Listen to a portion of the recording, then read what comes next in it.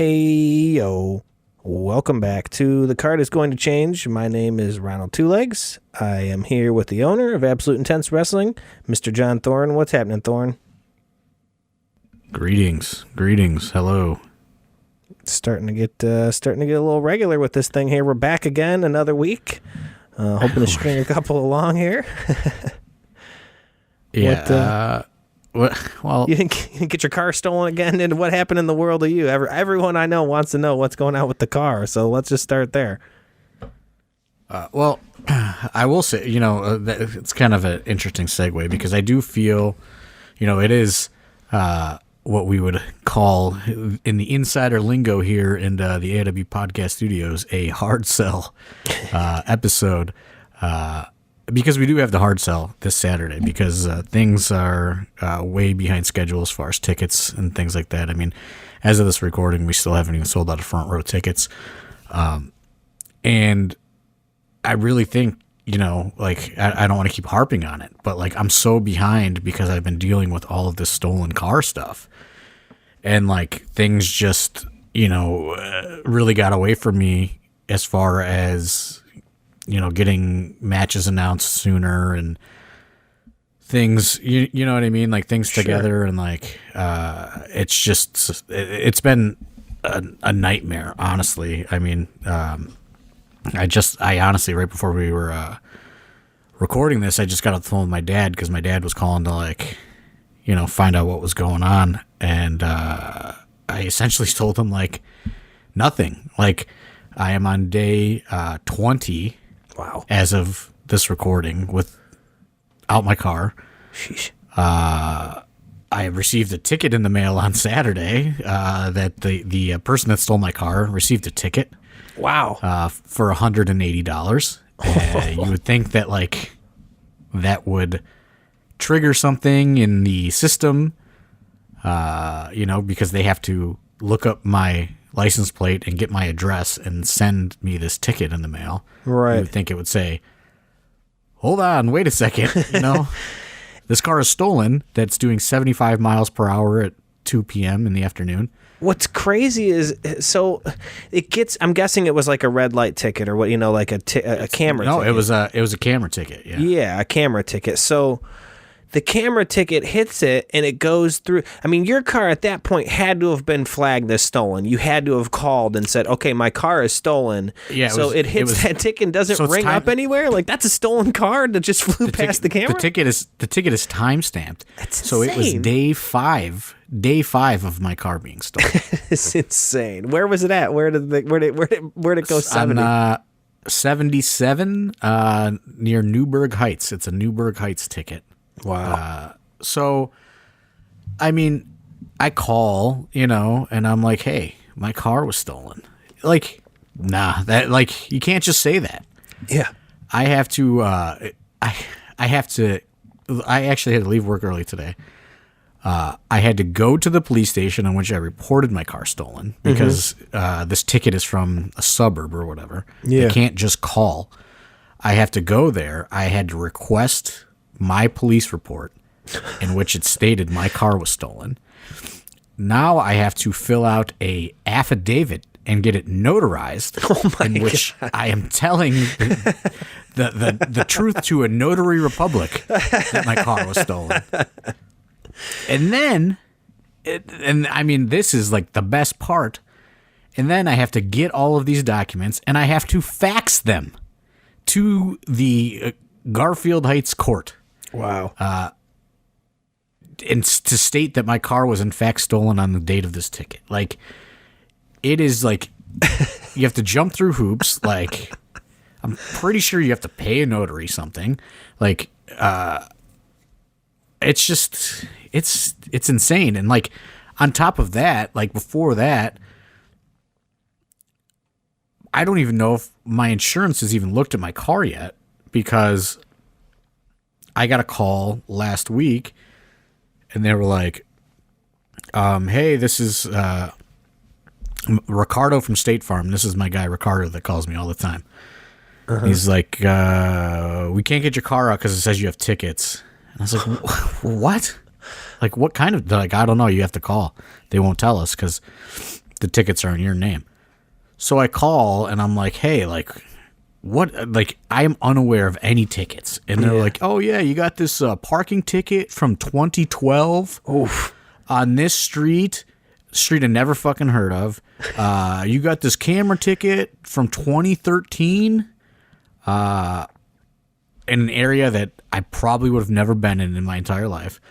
They're like, yeah, it's going to be $422. Oh, my God. And I'm like, so, like, I'm thinking, like, I'm racking my brain. And, like, for the longest time, you know, like, in those days, I would drive to my grandmother's house and I would park my car there, and like we worked in the same building, so like she could park inside the building, and so I didn't have to pay to park. I would carpool with her. Sure. And then my uncle, who is a very unsavory character, my grandma would say, oh, you know, Uncle Vinny's got to borrow your car. And you know, I would, putting two and two together, I assume that this is where these tickets are stemming from. Oh no, Uncle Vince. He died. He died a couple years ago, so I can't even ask him. But it really would add up with the history that I have with my Uncle Vinny of him fucking me out of money. You know, and now he is fucking me out of money from beyond the grave, which is he's probably loving. But in which I told my dad this story like 10 minutes ago, and he said, "Oh yeah, that sounds about right. This sounds totally, you know, this Uncle Vinny-esque." Yeah, I mean, oh brother, that's a whole Patreon series if you want to get into me and Uncle Vinny stories. But yeah, I do. Of course, this sounds incredible. This guy sounds incredible. We need plenty of Patreon content. Let's bookmark that for sure. So, you know, I'm calling to try to get this shit waived, and like I'm talking to lawyers, and like I'm like, you know, I'm looking it up, and like they don't even like enforce these fucking camera tickets, you know, for these old camera tickets. Yeah. So I'm like, hey, you know, I've been pulled over. They've never brought this up. I've gotten my license renewed multiple times since 2012. And I was like, so, like, I don't understand what's going on. And I'm like, oh, yeah. It only gets enforced if your car gets impounded. So I'm like, if my car never got stolen, I would never have to pay these, and there would be absolutely no recourse, right? Like, I would be doing nothing wrong. Like, yeah, well, technically, no, you know, like... you would have never had to pay this if your car wasn't stolen. So I was like, I am a victim of a crime, and you're holding my car hostage for $422. And a car that I don't even know if it will even, like, if it's going to get totaled out. You know what I mean? Like, oh, man, it's, like, frustrated. I was, like, calling people, and I was, like, trying to get in front of a judge, you know what I mean? And, like, they're like, yeah, judges don't handle this shit. You know, like, they're like... I'm like, who does? And they're like, a hearing officer, which is essentially just a cop. You know, like you go and say, hey, I didn't park there, and they say, hey, Uncle Vinny, you gotta hear this story. Right? I'm like, and they got a picture. It's like my old car, and I'm like, I never heard of this street in my life. It's like Quebec Avenue. Like, I'm like, where the fuck is even this? Like, I've never heard of this street ever in my life. I would love to know what is on that street. That is drug dealers. I would, if I were to guess, that would be my guess. So yeah, and like now, like I want to fight it, but they're also racking me up at the impound, you know? So I'm like, I'm getting fucked like from both ways. So like, you know, I fight my fight for, you know, a day on the phone, and then I'm just like, you know, I got to wave the white flag and I have to pay it. Man, that's rough. And that's the last I've heard from my insurance company though. Like I've been calling and they're not answering. And, like, I've been leaving messages for Ricardo, and, like, I don't know if they've even gone to look at my car or do any of that shit yet. Imagine if you don't have Grandma's Lexus, and you're just... Oh, I'd be getting I couldn't even imagine what you'd be paying... you know, in rental fees, and that's racking up. And all this, like you said, you got to take off work. No one has time to just be calling these places and sitting on hold, too. Right. So I've had to take like all this time off of work because of this. Imagine. Like, and it's just like phone call and like getting transferred around and like all this fucking bullshit. And like I've been reading all these articles, and it's just like, yeah, like people that really can't get by without having their car, and they're like, my life has been destroyed by this car theft.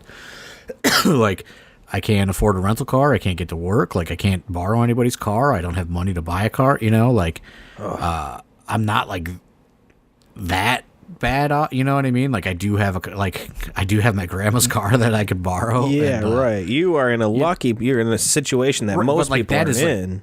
Right. So like, I'm like trying to like do my due diligence on this thing, and I've been trying to talk to people, and so like just in my section of Cleveland, what is called the 2nd District, like that's the, for people from out of town, that's split up into 5 districts, the city of Cleveland. So like I live in what's called the 2nd District. They said just in the month of December, 400 Kias were stolen in the 2nd District.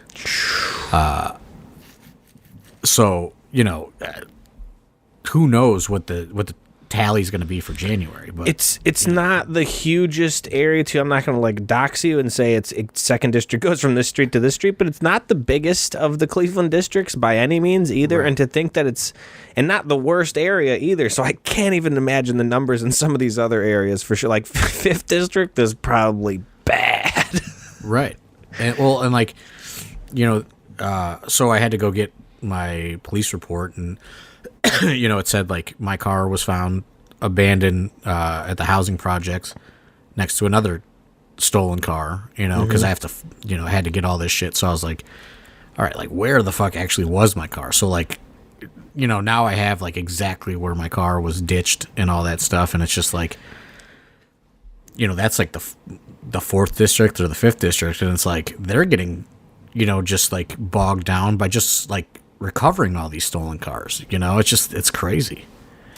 It makes you think, like, it would only make me think that wherever that car is parked is within a short walk's distance from wherever the person who stole it was staying to. That's right. I mean, can't be far from where they stay. Right. In the middle of wintertime, you're like not ditching the car and then like walking a far distance. Right. Like, so, it's like, I don't know if there's suspects. I don't know what's going on, but it's been like such a fucking nightmare. And like, not to mention like the other shit. Like, I've invested in fucking cameras now for my house, like that's money. Sure. Like, all that shit, because like where I live, like I never thought it would ever happen. You know what I mean? Like I was just like, it's all well lit up. Like all the houses are close together. Like, like, everyone, everyone's got their porch lights on and all that shit. You know what I mean? Like, sure. It's not like a dark, like badly lit street. So like now I'm like, fuck, like I got to get these cameras and I got to do all this fucking shit and like subscribe to these fucking cloud storage services. You know what I mean? It's just like so stupid, and like I don't know, like I'm sure nobody really gives a fuck about it, but like the funny thing is, no, people wanted to know, they needed closure in this story, and the craziest thing is it doesn't sound like we have it yet. It doesn't say it. Sounds to me like you are far out, far away from that, like, and it sounds completely frustrating. And I could totally understand how that weighs, because you have a shoot job as well. You have a regular job, and running AIW is not your main job. And it is a lot of work. So to put that on top of your regular job, then you add in this car theft stuff. It's a whole lot.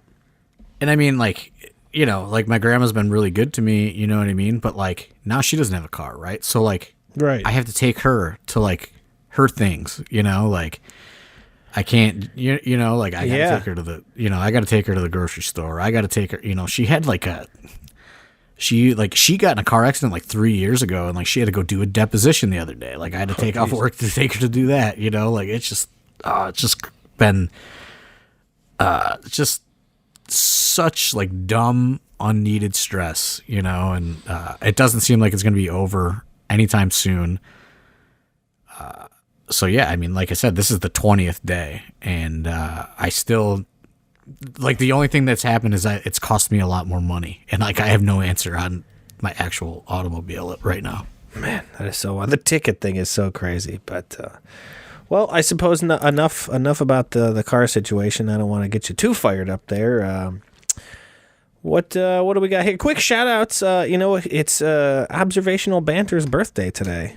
Caleb. Oh, 21, right? Yeah, 21. Young Caleb's birthday today. Shout out to I heard we're taking him out drinking at the first stop coming up soon. That's I'll be there for that. I would love to see Caleb in his drunk at the first stop phase. That's for sure. Yeah, it's a rite of passage as a young man to go to the first stop in Parma. Yeah, we need to run another show there. I really like that place. I don't know. I had a good time there. Oh, they want it back. I'll tell you that. They want it bad. That was my first ever AIW gig, I think. Speaking of summer shows, I don't know how much I've alluded to on this podcast about there's been a very rocky relationship between AIW and North Canton over the last few months because the mayor was legit offended about the Duke cutting a promo that he was going to run for mayor, like thinks it was serious. So the mayor said no more. But I was contacted actually today by the city of North Canton and said, hey, here's the date. We would love to have you again. All right. In 2023. So I don't know if the mayor's going to throw a fight, but, I said, well, we are available on that day, so we would love to do it. So fingers crossed, negotiations are back open with the North Canton Street Festival. How great would it be if that mayor just like takes it so serious that like he just shows up day of like ready to rock and like talk just mad crap to the Duke and just kind of like give it back to like he's been preparing all year for this, you know what I mean? Like his date's coming and I guess he's very upset. Oh, I'm sure Duke loves that. He loves something like that he could sink his teeth into and kind of give some real heat back and forth. He definitely enjoys that. He loves it, but I was like, "Come on, brother. We're trying to get a little payday. Like we're trying to get the students some work. It's a fun day. Like that was that was a great. Let's back off the mayor a little bit." All right. Well, like you said, it is a hard sell podcast. So you want to get into this card a little bit? Anything that you're really excited for? Anything you want to bring to the forefront? That in case anyone didn't know. I mean, I'm excited. I'm excited for the whole card. It did take, like I said, the car thing really took a while to iron things out and put everything together. Mm-hmm. But we did set up the main event when we were there on December 30th between Josh Bishop and Tom Lawler. Yeah. I think they got they're going to get real crazy. If I had to guess, that is going to be what I hope to be above and beyond the best match on the card. And it's a stacked lineup, to be honest with you. But I'm really, really looking forward to those two locking up.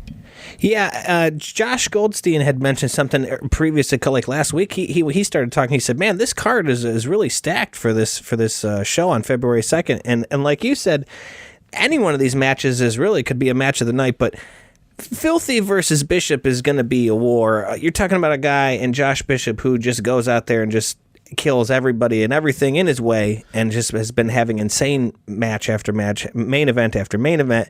And a guy like Filthy who he's had some great matches in AIW. He's a guy who you want to see or who you think is at any time is in the championship, contender in scene or whatever, because Filthy's a guy who can go with anybody. And to see these two full-blown psychopaths go at it in the main event, I'm very excited. I know Tom is definitely chomping at the bit to really get back and kind of be in the main event scene again here in AIW, and I'm excited. I mean, the man was in Japan for a while, wrestled in Japan.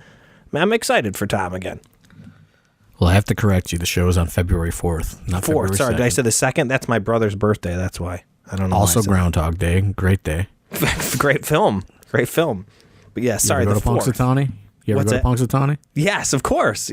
That's where Britt's from. Yeah, but did you ever go on Groundhog Day?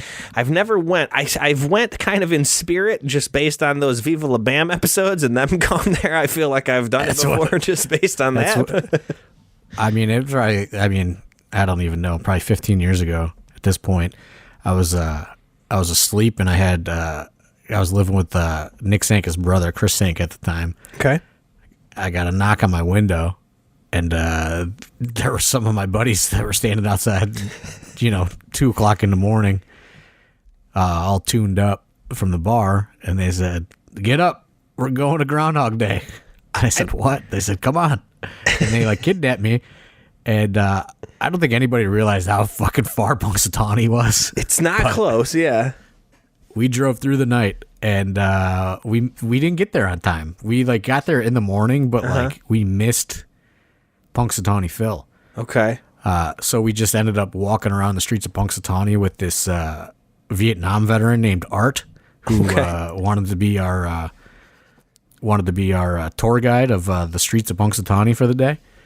And we hit some of the local bars, and I bought a T-shirt, and that was my trip to Groundhog Day for Punxsutawney Phil. I love the idea of an era of time where they didn't text you or call your cell phone. They tapped on your window at 2 a.m. and said, "Hey, get up. You know what I mean? That's a specific era of time where in between cell phones. There were still cell phones, but they probably didn't text or call. But I was asleep. It was the middle of the night. You know what I mean? I just think it was a different era of cell phones too, where everybody's phone wasn't automatically strapped to their hand, immediately. They maybe texted there was no internet or GPS or any of that shit on your cell phones. Yeah. So it was they maybe text you, but you didn't notice, or you were sleeping, whatever. But that's a very specific era of time for your buddies to show up after the bar and knock on the window. To me, that's just very funny. So. So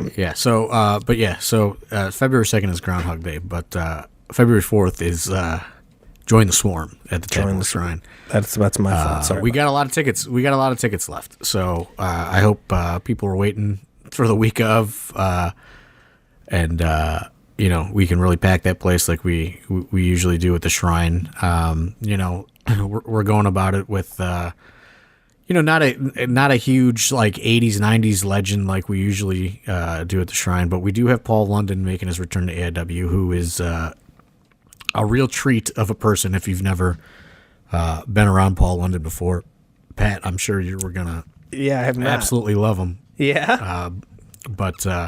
He's just the nicest guy in the world. I can't wait. And just unreal in the ring. So I'm really excited about that 4-way too for the Intense title. Derek versus Janela versus Paul London versus Wes. I think that there's a lot of, this whole card just has a lot of potential. I really do feel that way. That's another match that, could go out there and just have an absolute banger of the show stealer of a match. That 4-way right there. Those 4 guys you just named could go out there and obviously that's not the main event. Josh and Filthy is the main event, but that's a match that could go out there and say, fucking beat that. You know what I mean? That's that's a match that could be an all-around classic very quickly. Yeah, and I think it's just a great mix of guys. I'm really looking forward to it. I know that the homegrown guys are really excited to get out there and test themselves against Janela and Paul London as well. So I think that there's a lot of just, I don't know, there's just a lot of great stuff on this card, and that's, I don't want to harp on it, but this fucking car theft, I just feel has bogged me down and really just has us AIW now is working from underneath, to try to make this show a success, because the card, on paper is phenomenal, but I just did a shitty job of getting things out there and promoting stuff, and it's just real life. It's just kind of fucked me this month, and it's probably gonna fuck me next month. It sounds like. So it happens, but real quick too. Another point about this, and I don't want to harp on just this match, but this is a match we haven't seen Janela in a type of match like this in a while in AIW, where it's like a 4-way. Anything can kind of go. And Joey's a former Intense title holder himself, so he wants to get back and grab another belt. So this could be a match that this is going to be another one. Janela Derek, Wes, plus this guy, Paul London. I don't even know about this guy, but you're telling me I can't wait. So, I mean, that's going to be a classic. You got another show stealer, Dom, taking on one of the biggest names right now in the Indies, Alec Price. Right, and just before we get into that, Sure. Janela's looking to secure his spot back on the full-time roster. You know what I mean? Paul London's looking to secure a spot somewhere to be a full-time wrestler again. There's a lot of different kind of angles that these guys are all coming from in this match, and I really feel like it. If I had to pick, which I guess I could pick any one of them. Right. To leave as the intense champion. There's a case to be had for all four that are in the match, and that's what I really like about this card is like a lot of these matches can go either way, and there's just a lot of intrigue because at least from my perspective. Absolutely.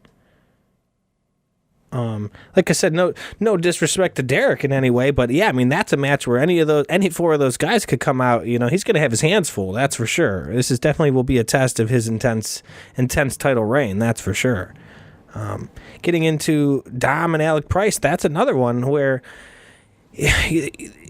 Dom he had a show off. He hasn't been around for as many matches. You haven't seen him as high on the card or wherever, this or that. He's kind of been all over the place. Now he's got Alec Price, a guy who's been out there on the Indies, is making a big name for himself on the Indies. This is going to be a great spot for Dom to come in and say, I am the Bone Collector. I am the guy in AIW. This is his home arena. Correct. This is his home venue. Yeah.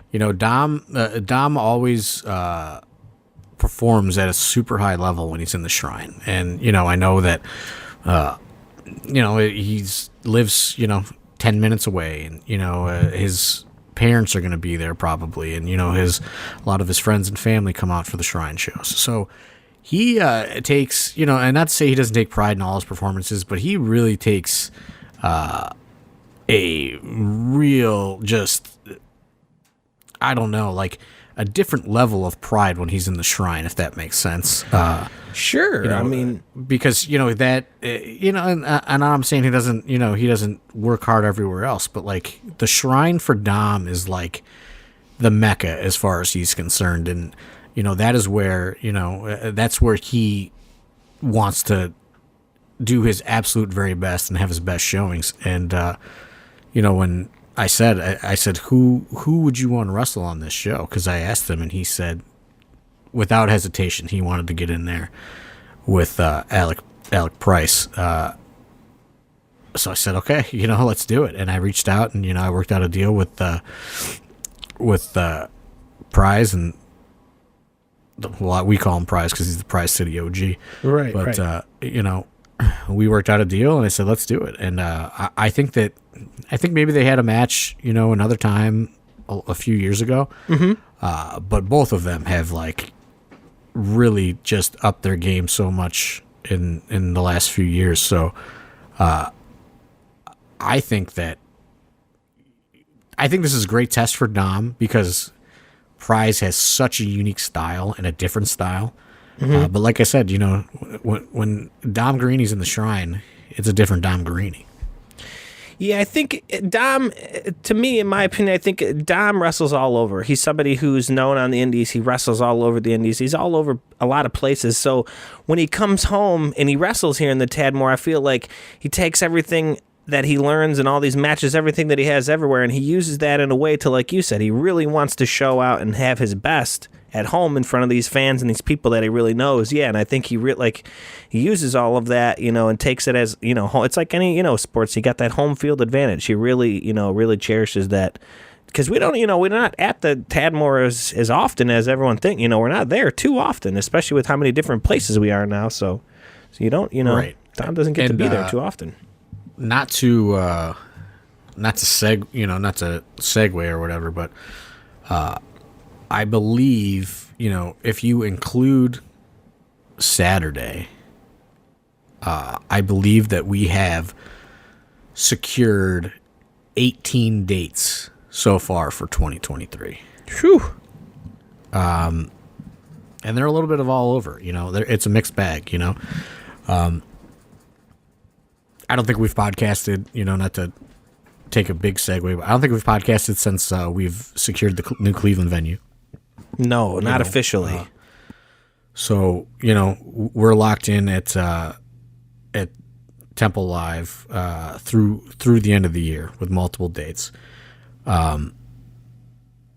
So it's going to get back to that kind of back and forth. Like some in Akron, some in Cleveland, some at the Winchester. We're working on announcing our first Winchester show coming up in the next few days. So we have a Winchester schedule. And then we also have, this new place in Youngstown, which is an experiment on February 11th. But if that goes good, we want to add more dates there, right? So the 18 that are set now, that could easily be 20 to 30 before it's all said and done. As far as, if Youngstown goes well, I know the Outpost wants more, which we didn't get into that at all. But that was an incredible success that shocked all of us, I think. Oh, yeah, that was a great show. Just total night and day, no pun intended, from the first time we were there, Yeah, right. It was just, it was great. And I don't know if it was the college or, the kind of the new kids that brought people out, or just the A&W fan base as a whole, or just a mix of it all. But I mean, that place was fucking packed, and like, I know that they want more shows. We have not said anything officially, but we have 18 right now. We could easily be looking at, in the 20s as far as live shows go. I know the city of Wadsworth is talking about bringing us back. That's not confirmed, though. There's a lot of different things in the works, but I did want to touch on that. We do have dates in Cleveland now through the end of the year, as well as dates back at the Winchester. So we're not totally going on the road to Akron. Like, I know a lot of people thought once we moved the canceled Odeon show to the Shrine that we were going to be in Akron for the whole year. That would be like our home venue almost kind of changing forward, but it's not. Right, and that's not the case. It's going to be split like we had been doing. Right. So I want to establish that. But I will say the Masonic shows are going to be super limited tickets. So, like, we're talking like 300 tickets. So when those go on sale, I would suggest buying them, because also, I know some people will be like, oh, hey man, can you hold a ticket for me? And like, I pay you in a day, or like, you know what I mean? Like, people will contact me and we can work with them. Mm-hmm. We have no control over the tickets for the Temple shows. Because it's through Ticketmaster, correct? Correct. Which I know that is going to maybe make some people groan. However, in the negotiations, they have assured me that they can get the fees super reduced to be comparable with what people pay for an Eventbrite processing fee. So it's not going to be like a fucking Taylor Swift concert or something, like, right. I mean, they control all that. Ticketmaster can, and they can do that. They can, they can say, oh, this is, a limited capacity event. We're not, we're putting the fee. They set the fees all themselves. So yeah. Well, it's like all. That's good to know.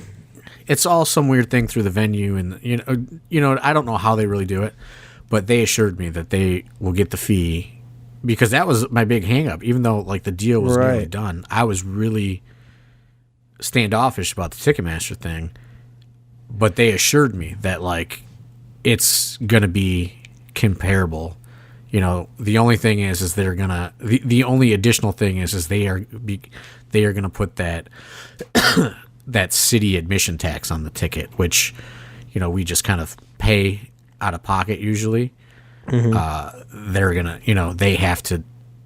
Ticketmaster has to put it on the ticket, so it's going to be slightly more, but very comparable to Eventbrite. So I just wanted to get that kind of cards on the table, but those tickets are going to be super limited because, if you've been to the Masonic Temple before, we are not in the big room. We're in the, what is considered the medium-sized room or whatever. It's very comparable to the Odeon, but especially for the first one, we're going super limited because we don't know what we can fit in there.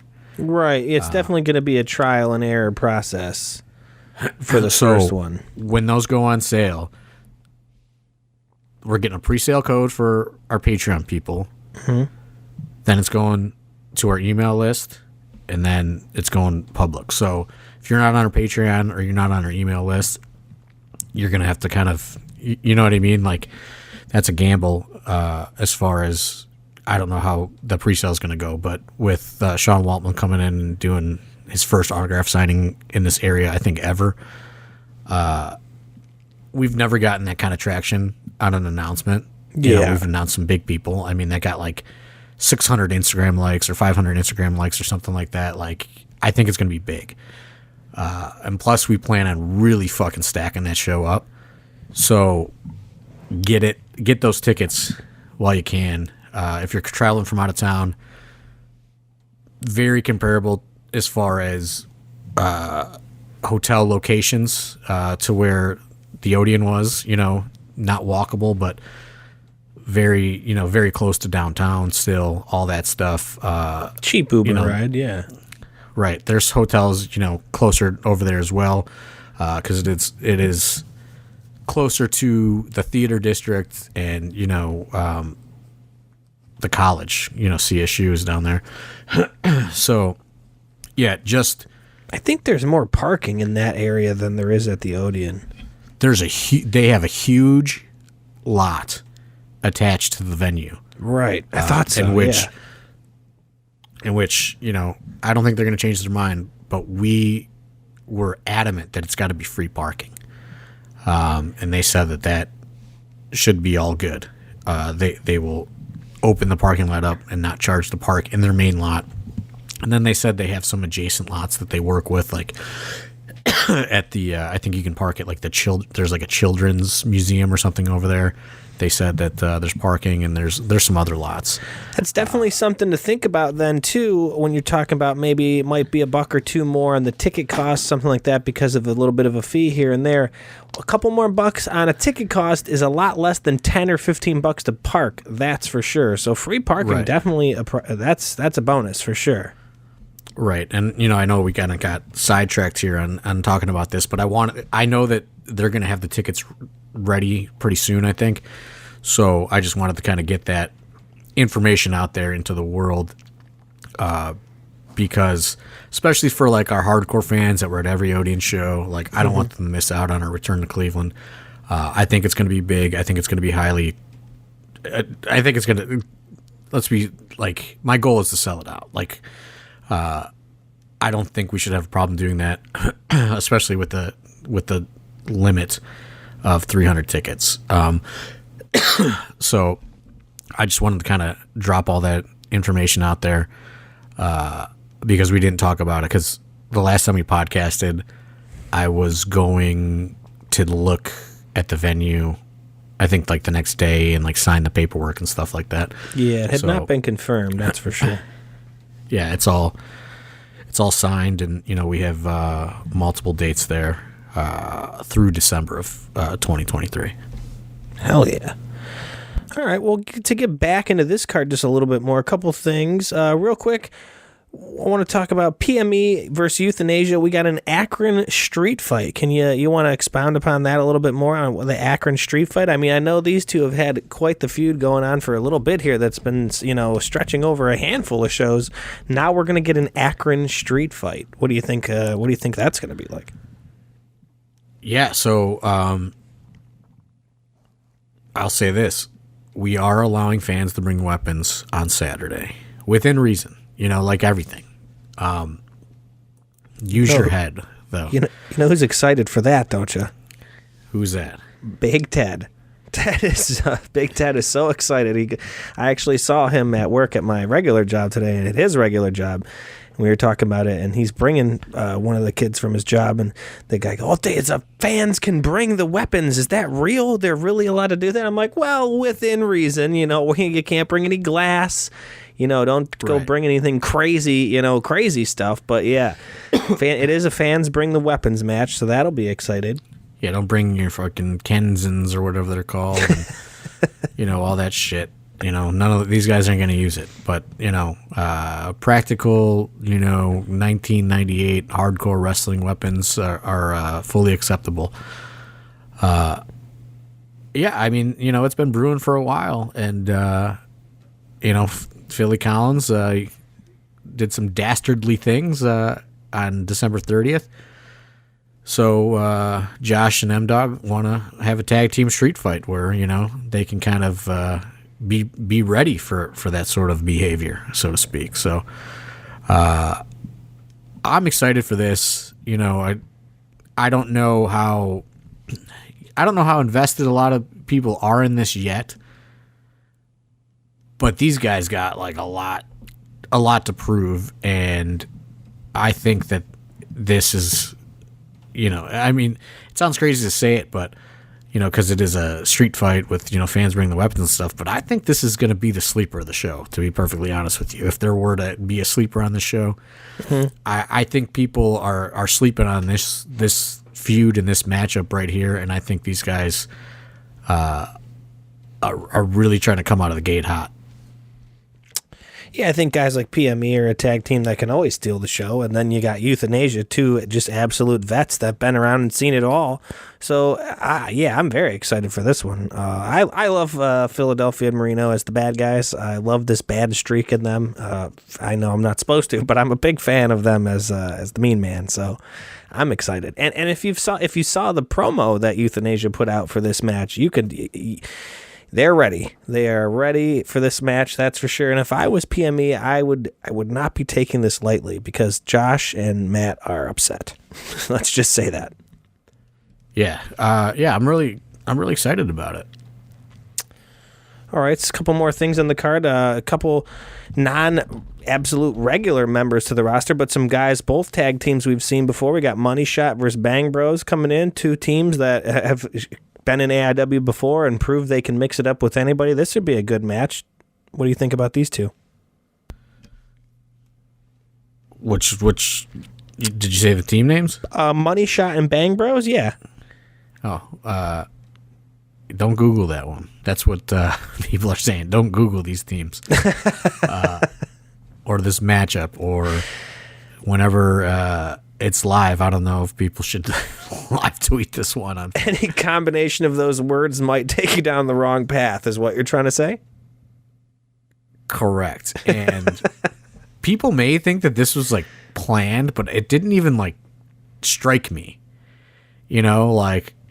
I was just like, oh, like we're coming up with the, with the card, and I just thought it was a good matchup because they were, in that 4-way in December, and unfortunately the main event was unavailable for Saturday. So I put it together, and then we announced it, and like we were getting all these tweets, and I was like, oh my god, like. Like, how did I not see this? Like, how did I not put this together? You know what I mean? Oh, jeez. Because I think of Bang Bros like the fucking drinks, like the energy drinks. Yeah, I don't know what you're talking about. And I think of wholesome family man. I think of like Money Shot, like I think of them as like rich like oil tycoons or something. Like I didn't like, you know what I mean? Like I like put nothing. Like I put none of this like porn sex stuff together when we put this match together, and even when we dropped the graphic until people started tweeting about it. Oh geez. Well, not much more can be said about that one. Another match I'm excited for, Broner and Big Sam. Two guys that can mix it up with anybody. Two large, big men in the ring. We're gonna test out this new ring again. Put two big boys in there again and see what happens. I'll test that new ring out and the Tadmore. See how it goes again. I mean, I think this is a great test both ways, right? Like Broner's coming off a big loss. Yeah, and Big Sam, while coming off a loss, he's also just like in this like win or lose, it doesn't matter kind of, weird treading water portion of his career where like even when he's losing, he's learning. Right, that's what I was but going to say. He has nothing. But like that means he also has nothing to lose, if that makes sense. Right, I think So, in like- these losses, he's wrestled guys who have taught him a lot. Like you said, he's taking a lot from them. So he's in a spot where he could come out of nowhere and surprise a lot of people because Broner's coming from a spot where he's coming from a loss, but Sam isn't the biggest known guy. He hasn't had that many matches. So if Broner were to look past Sam and kind of maybe think, hey, this one he doesn't have to worry about as much. This is just a newer guy, had to take care of it. Sam is known, to surprise some people. He's a bigger guy as well. He just wrestled a guy like PB. So this is this is going to be a great match in my opinion. Yeah, and Broner doesn't wrestle people bigger than him often. I just like this. When I put this together, I was just like, Loki, this is like the one that if I miss anything on the show, like I really want to look at this, watch this match because it could be great. It could be a train wreck. It could be, you know what I mean? Like so many different things can happen here just based on these two big men with like, Broner's trying to kind of get himself back in the winning column. Right. And Sam is just like, you know what I mean? He's almost like, I don't want to say like he's too, like I'm saying too dumb is like, it's not the right word, but he's almost like too naive to wrestling to even understand like how much danger he's in, like. Right. Yeah. So like, I just think that like there's something about that, people don't realize like Sam Holloway's like 21 or 22 years old. Like he's super young. So like he has like absolutely no care in the world as far as, like he's ready to get in there and bang it out and like, you know what I mean? Like go to the bar. So I don't think he's fully grasping like the situation, if that makes sense. Well, right. I mean, I think it's no secret that Broner's one of my guys. I make sure I pay attention to every Isaiah Broner match. From day one, I've said that that's a guy who's going to be huge. I think he could pretty much go out there and kill anyone at any point in time. The dude is a monster. And if Sam doesn't, like you're saying, he gets it, but he's almost like, all right, look, we're gonna have a match. Like he doesn't realize, so it's not like he's gonna be scared in a way because he doesn't like. I don't want to like talk down on him. I guess it's hard to say. No, and it's not talking down on him. It's just like that inexperience and that kind of like none of the newer debuted kids that started in late 2022 like. They're still kind of like bright-eyed about wrestling still, and it's just like whatever, as long as I'm getting in there, you know what I mean? Like, circle back to that Outpost Kaplan and Tyson Riggs match. You know what I mean? Sure. He didn't realize he was biting off more than he could chew. Like he just was like, yeah, I'm a wrestler. You know what I mean? Like, let's do it. And Kaplan and Broner are in the similar in a way where they're two guys that can go out there and kill you at any moment. And if you're not thinking about your head ain't on a swivel, you're in trouble. Exactly. Like if you're not like understanding the seriousness of the situation, like that, you beat yourself in a way, right? Sure. But also, if you don't understand the seriousness of the situation, you know what I mean? Like you could hit a home run. You know what I mean? Like, cause you're just you're not thinking that much into it. So like, it's just two interesting kind of ways of thought that Sam Holloway could be looking at this. Mm-hmm. And either way, I think makes for a very, like it's like a car crash. Like you gotta kind of, you know what I mean? You're going to look when you drive by. And, I think that, like I said, this could be a car crash. This could be a great match. This could go terribly wrong. But that's what makes it so interesting. I think it's going to be awesome. Moving forward, we're going to see we're going to get a rematch again, tag team title match, Bitcoin Boys versus Bulking Season. We're running this one back again. Yeah, I mean, they didn't really get their, their actual rematch out at the Outpost. It was ruined by the Duke, and now this is hopefully the Duke stays out of it. You could say too that bulking season got a bit. They got a bit of a taste of what it was like to go at him again, so they could maybe kind of use that going forward. Like you said, they didn't get their full match. It turned it into a big whole 6-man tag or 8-man tag, whatever had happened at that Outpost show. Maybe kind of use that situation and think, hey, what did we, bulking season could say, what did we do? What did we try that match that didn't work or did work? Let's go from there. They can use these previous matches to see if they can try and regain those titles. Right. I know Trombetta and Charlie Butters were very upset, but hey, I told you guys where to direct your complaints and concerns. You can email Dominic at AIWrestling.com. Have they never seen a wrestling program before? Sometimes you wrestle people more than once, fellas. That's how it goes. Yeah, come on. Aren't you guys fucking following the bloodline? My boy, the honorary Oos. And then the last match that we got announced on the card here, we got PB versus Shaw Mason, which I think is going to be a great match again. A big test for both guys. Two styles you don't see locking up often. Right, and much like the Sam Holloway description, that can all be applied to Shaw Mason. He's almost too naive to understand the situation that he's in. Did you see his promo that he posted, by the way? Yeah, with the glasses. That was certainly a taunting, poking the bear type situation. That's what I mean. Like, he doesn't. I don't think he understands. Like, right. It that took some certain cojones there, Mr. Mason. I will say for sure to say some of the things he did. And that's the thing is like, these guys learn to be wrestlers, but like, once you're a wrestler, you know what I mean? Like, sometimes, what's that saying? Like, your mouth writes a check your ass can't cash. Like, yeah. We've seen a little bit of that, right? Like, not to go back to that Outpost match, but I mean, there were two promos that were posted. You know what I mean? Like, I don't know if somebody got offended along the way. You know what I mean? Like, you don't know what happens. Right. It's not ballet. That's part of growing as a wrestler. You know what I mean? Like, that's you don't learn until it happens. So, right. Shaw Mason, who knows? You know what I mean? Maybe he pulls it out, or maybe like PB's got to have 150 pounds on him. Easy. Like.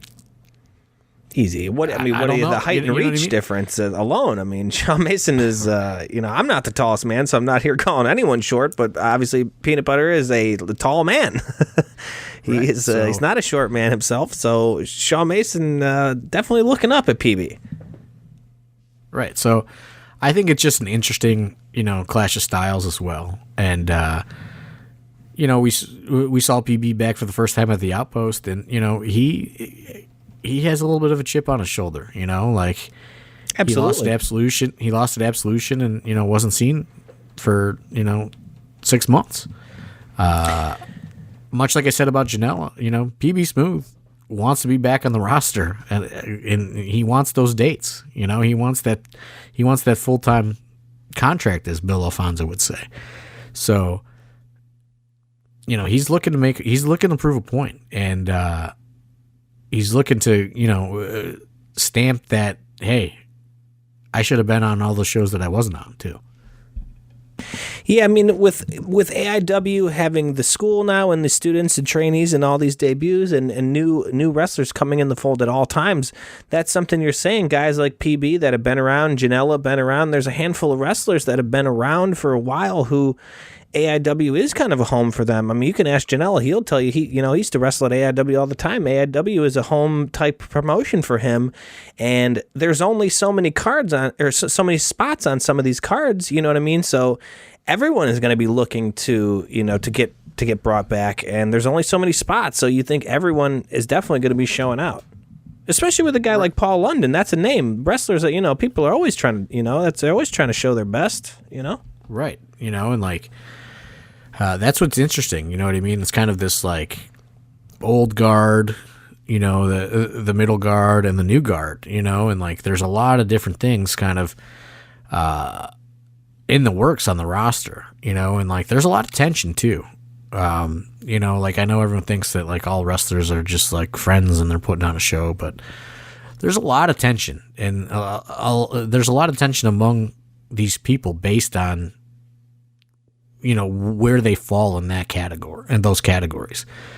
I certainly think that there's tension without a doubt now between PB Smooth and Shaw Mason.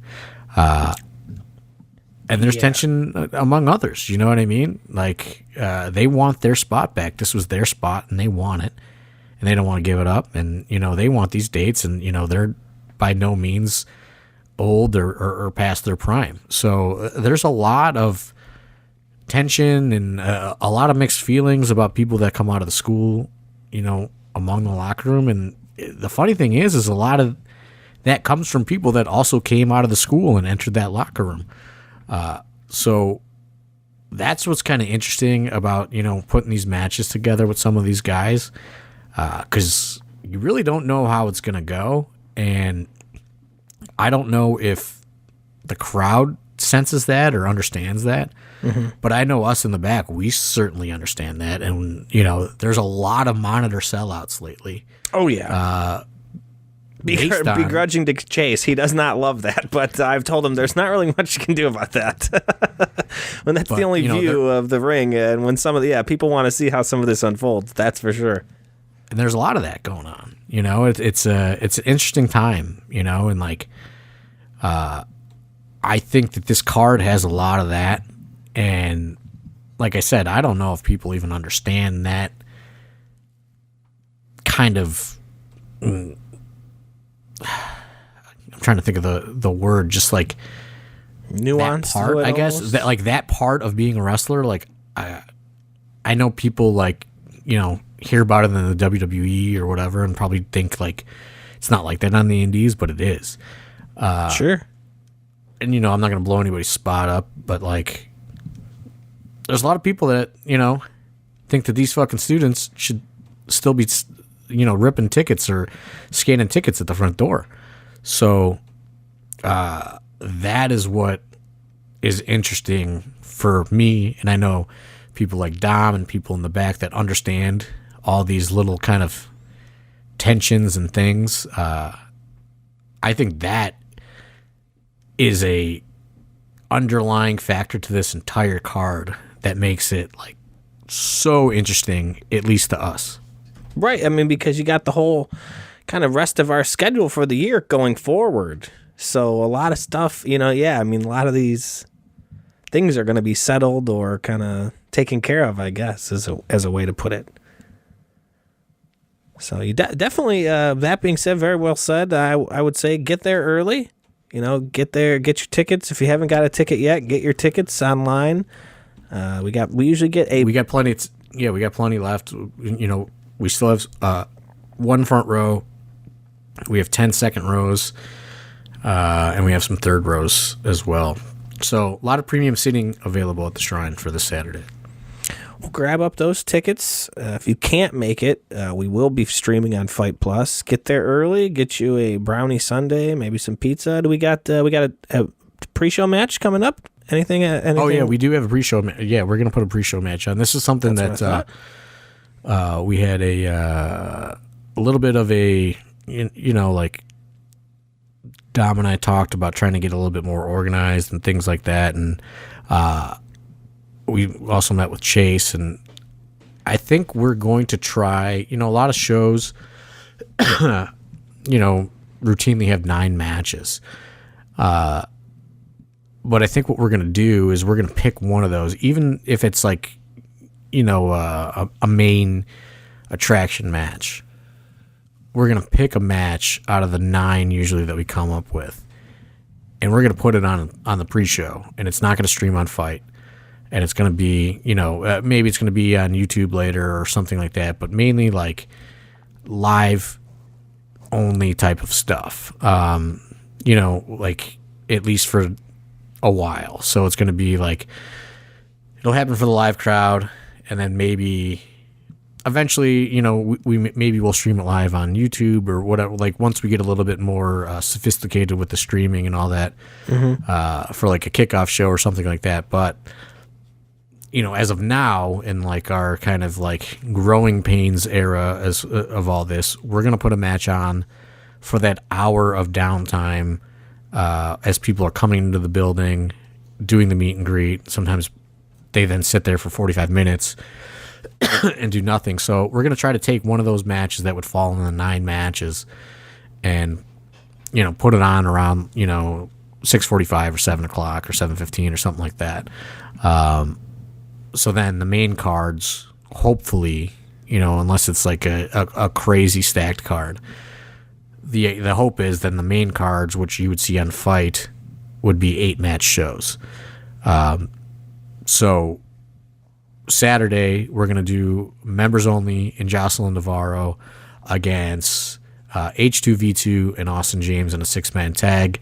And this way, you know what I mean? They are also not bogged down by time constraints for the stream and flow of the show and all that stuff. You know what I mean? So, like, the pre-show match is going to get plenty of time, because essentially you have, half hour, 45 minutes, depending on whenever we put it on, to get it done. So expect, you know what I mean? Like maybe some longer matches on these pre-shows. And, it's just something we're going to, we've played around with pre-show matches in the past, but now we kind of are trying to give it a purpose. And this is going to kind of be the first, attempt at this new sort of routine, because we understand that, and Chase isn't going to be there Saturday, but Chase wants to do a lot more things for the live stream that would maybe, for example, anybody that watched December 30th, there was packages, there's tail of the tape for the main event, there was, it was a well-produced stream. We just feel that if we removed a match from that portion, we would have plenty of time to work in all these extra things that Chase Oliver wants to do going forward. Right. And even though we're not going to have that stuff on Saturday because he's not going to be there, we're going to start the process of, removing a match from the main card, putting it on the pre-show, and then allowing ourselves, that wiggle room for the stream, because we understand, you know what I mean, 3 hours, maybe not that bad, but 2.5 is probably a lot more digestible if we can get it down to that or around that with an intermission. So it's like that's a little inside baseball. It's a little inside baseball for everybody, but we are working, you know what I mean, to kind of tighten things up, in this Fight Plus era of AIW, because, we do feel that we put on some really good shows and we want to make everybody watch it. You know what I mean? We're exposed to this, huge new audience of Fight Plus subscribers. We want our shows to be more digestible and more watchable. So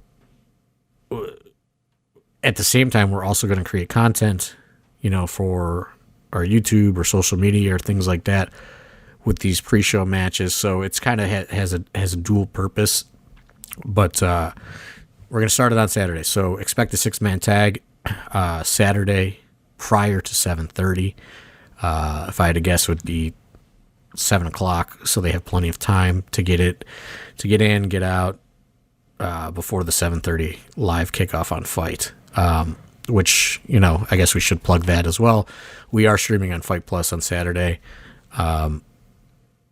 Please subscribe, $4.99 a month. The more you watch AEW, the more financially beneficial it is for us. I know I've talked about it before, but, we put a large amount of debt on credit cards to purchase all this stuff. So the sooner we can make that back, obviously the better, because your boy's gonna probably have to be buying a new car soon, and my credit score is not that great with all that debt on it. So yeah, Big Ted, I know you're gonna work with me, but I gotta pay some shit down before I fucking go into the Nissan dealership. So the more support you guys can have, the better. Especially on Fite Plus. I know people have been asking. I have finally kind of figured out getting Fite some stuff, right? Like I had to learn all this new FTP servers, and then my computer just kept disconnecting and all this other shit. But I think I finally gotten them 10 shows. I would expect them, if it worked, to start rolling those out soon.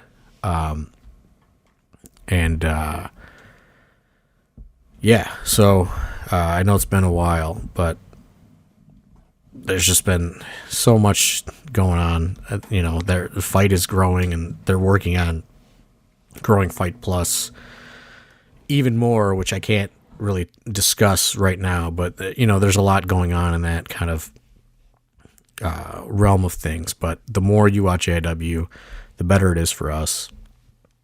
Please watch Saturday. Please watch the previous streams.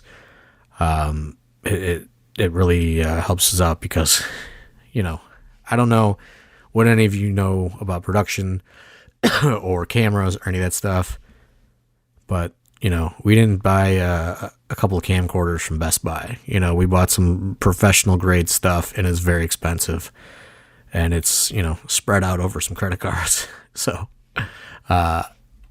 it's been a lot to kind of maneuver and manage. But I truly feel that we made the right decision, and it's going to pay off. And it's already been pretty good. But, obviously it hasn't made a dent in, the grand total of what was spent on all this stuff. Yeah, well, it's all working to bring a better product to the AIW fan and wrestling fan as a whole. So, that's I did throw out. I don't know if you looked. I did throw out, like, if anybody has any questions in the Discord. I didn't look, but there may be a few questions. Yeah, there was a couple.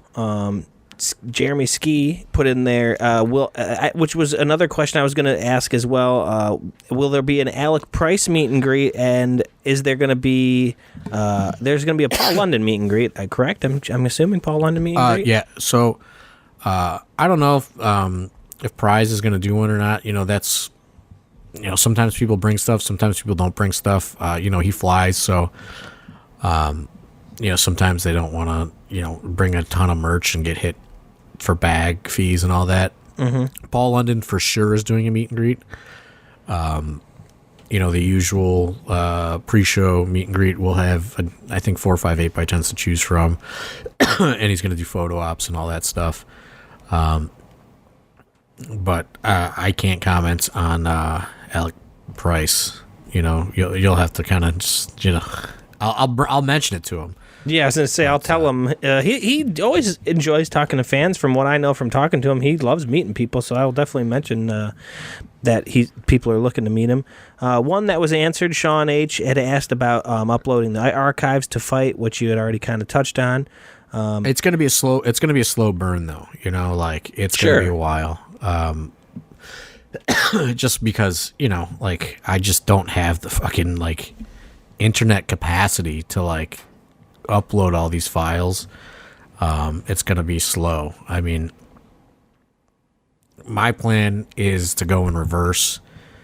So, that buffer period, at the end of the Smart Mark run, start there.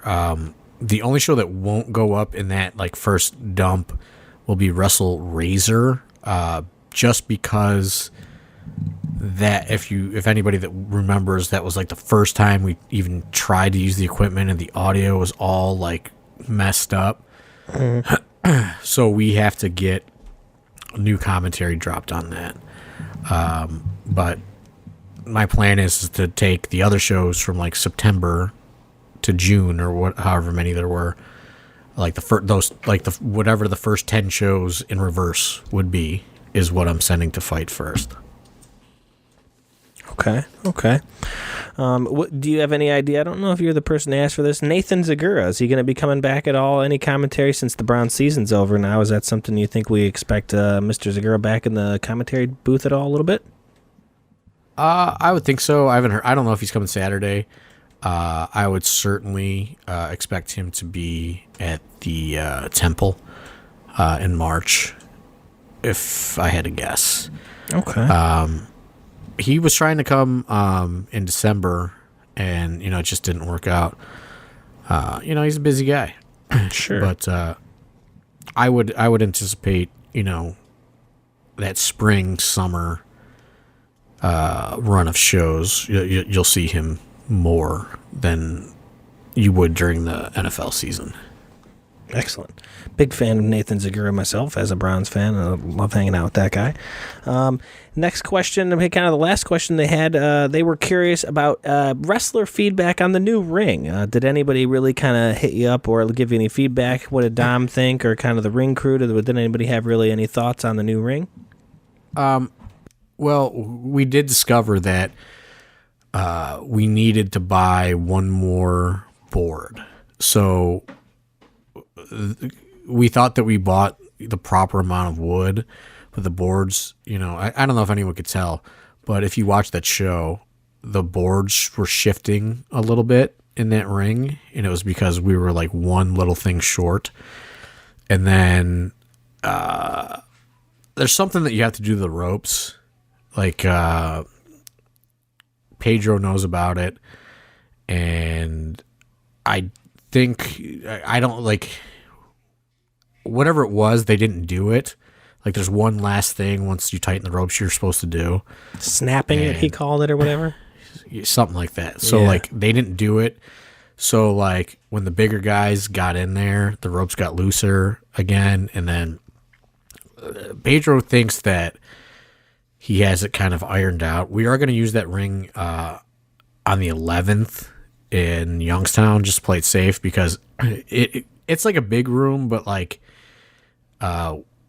we're not sure exactly where they're going to want to put us. So there's like different like ceiling heights. So we're just going to take the short ring, just to play it safe.